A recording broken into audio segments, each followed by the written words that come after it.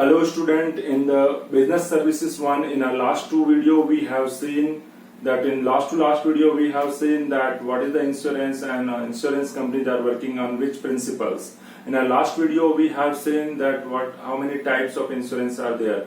In this video we are going to discuss about the IRDA, that what is the IRDA, what requirement of the IRDA was in the insurance sector, and what is the main objectives of IRDA. So in this video, for understanding of IRDA, we have to first go into the background of IRDA. And the 1991, when the government of India begins about the economic reform, and in 1993 the Indian government has reformed a committee headed by Mr. R.N. Malhotra, who was retired government of RBI. In 1994, this Malhotra committee has given three most important recommendations for the insurance sector. And 1991 में और Indian government जब आर्थिक reform की बात कर रही थी, आर्थिक सुधार की बात कर रही थी, उस समय में 1993 में एक कमेटी बनाई गई जिसके अध्यक्ष मिस्टर R.N. मल्होत्रा थे, जो खुद एक रिटायर्ड आरबीआई गवर्नर थे. एंड 1994 में उन्होंने कुछ रिकमेंडेशंस दिए इंश्योरेंस सेक्टर के लिए. In that the first recommendations was the all private sector companies are allowed to in the insurance sector, and the second recommendations they have given all foreign insurance or foreign sector companies also allow into insurance sector to promote their companies. And third most important recommendations was there, the insurance should be an independent body and answerable to the parliament. तीन जो most important recommendations दिए उन्होंने, उसमें first one के निजी क्षेत्र को insurance sector में अलाउ किया जाना चाहिए. नंबर टू की सारी विदेशी कंपनियों को भी इंश्योरेंस सेक्टर में अलाउ करना चाहिए.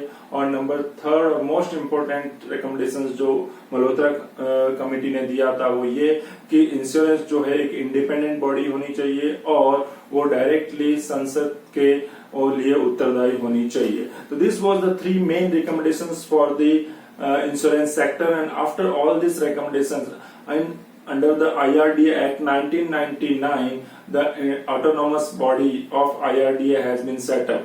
IRDA का जन्म 1999 में IRDA Act के तहत हुआ. Now what is the IRDA and what is the full form of IRDA? The full form of IRDA is Insurance Regulatory and Development Authority Act.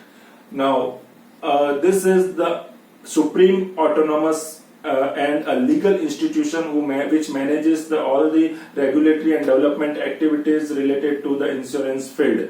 Now this, according to this IRDA Act 1999, all private sector companies are allowed to in the field of insurance sector.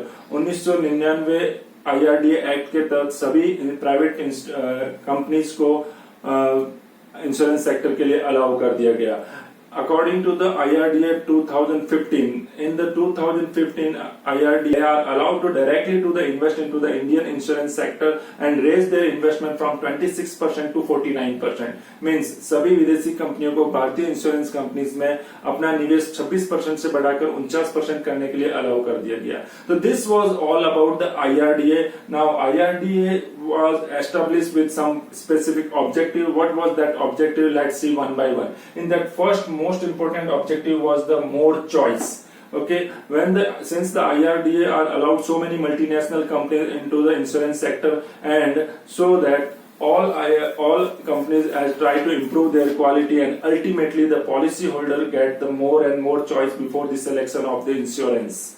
Now second important objective was the healthy competition. Since IRDA allows so many insurance companies in this, so the healthy competition has been created for the insurance sector, and ultimately the consumer get benefit about their services and they get good services at the lower premium. The third important objective is the more resources, mobilize more resources for the economy, for the Indian economy. Since there are so many multinational companies are working for the insurance, so that it will be indirectly support for the Indian economy. And fourth is the self-discipline. Since so many companies have been created with the healthy competition, so all the companies has to bring their self-discipline in their work and in their working style, so that ultimately this benefit goes to the policy holders. And the fifth and most important objective is the redressal, complaint redressal. Since IRDA tried to import all mechanism in this field, and so that all complaints, all the redressal will be solved as soon as possible, and consumer will get the satisfaction from that services. So day by day this insurance sector has been developed and grown under the head of IRDA. Okay, all this was about the IRDA and the objectives of IRDA. Students, hope you all be understood. If you want to some more information about IRDA, let me give your suggestions or comments in the comment section, so I will give you more information about the IRDA. Till then, thank you very much. Have a good day.